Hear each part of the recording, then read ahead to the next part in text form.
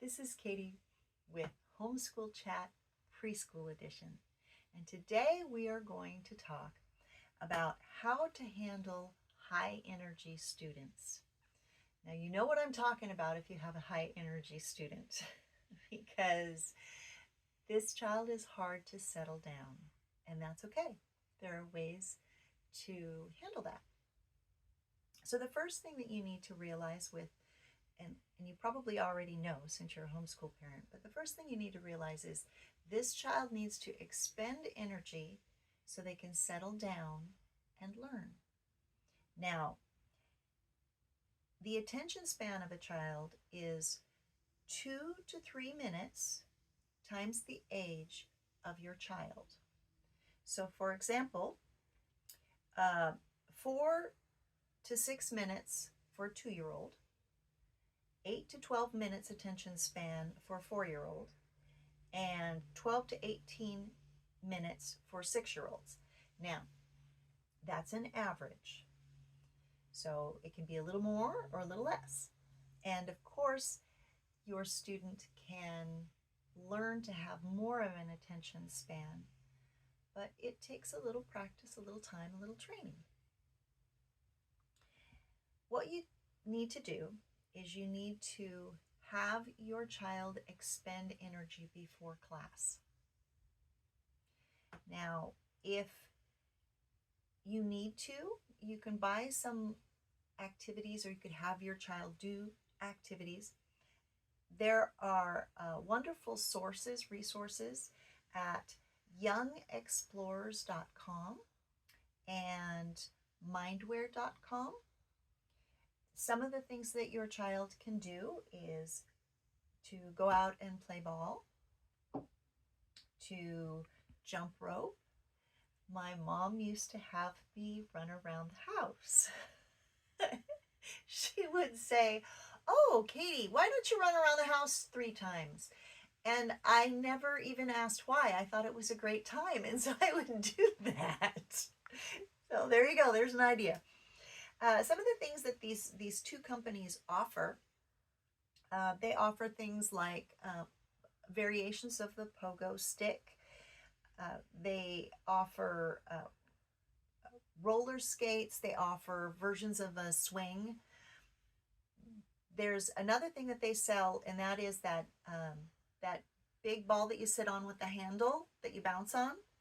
So those are types of things that you can purchase to help your child to expend energy. Now, after your child expends a little bit of energy, they can come in and focus for a while. So that would be your 4 to 6 minutes for a 2-year-old. And remember, it is 2 to 3 minutes times the age of your child. That's the average.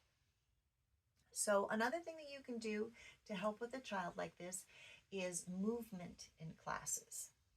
So hand clapping, something that is an activity that they can do while they're learning. For example, if you're learning your ABCs, you could do A, B, C, D, E, F, G.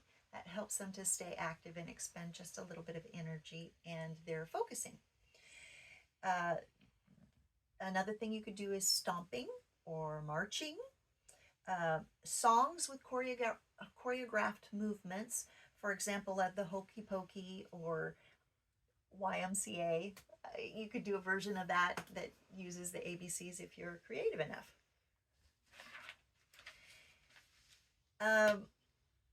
Activity classes are very good. So some activity classes that you can do are field trips, which probably won't happen on a day-to-day basis, but they can be good for children like this. And then for activity, placing pieces in order. For instance, you can use refrigerator magnets. They're very good, and they're an active type of a thing.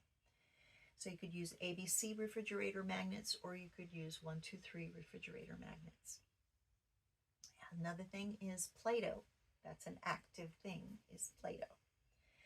Sidewalk chalk, if you have good weather where you're at, you could actually practice your numbers or ABCs using sidewalk chalk.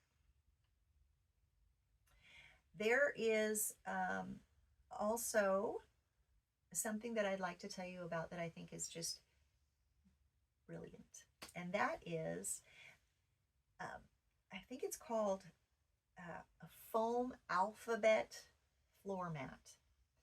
I believe they also have numbered ones. They connect together as a puzzle. So when they're done, the large ones I think are about a foot square. Each piece is a foot square. And each piece would have a letter on it. So it's a square, and it's a foam piece, and it interlocks with another piece that's a square, that's a foam piece that's about a foot, so they're all the same size. Anyway, one would have an A, one would have a B, one would have a C. And when you're done, you end up with something on the floor that looks similar, if you're just looking at it, to a quilt or a blanket, but they're foam. I think the foam is about that thick. And again, I think they're called like foam alphabet floor mat. They come in different sizes. But with a child like this, you can have this student work on the floor to put these pieces together in order. And there are different games that you can play. You can play a game where you put it together, of course, is a game in itself, right?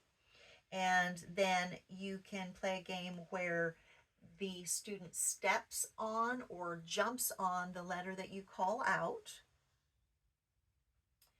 And you can also play a version of musical chairs with this letter. It doesn't have to be put to, you can use this floor mat separate from its pieces. So you can put the different pieces down on the floor and play music, and when the music stops, maybe your child tells what letter they're standing on. So that's an activity game that they can do as well. There's one more that I've thought of. You can do an alphabet scavenger hunt. So you could place these pieces around the room and have the children go find them. So those are just a few ideas for that particular thing. I think that would just be a wonderful thing for an active child. Wooden puzzles are also very good because the child is doing something. And then also short periods for things that they have to concentrate on after they've done an activity. Short writing periods, things like short coloring periods, things like that. Now, I think that is about all I have. I hope I was helpful, and have a blessed day. Bye-bye.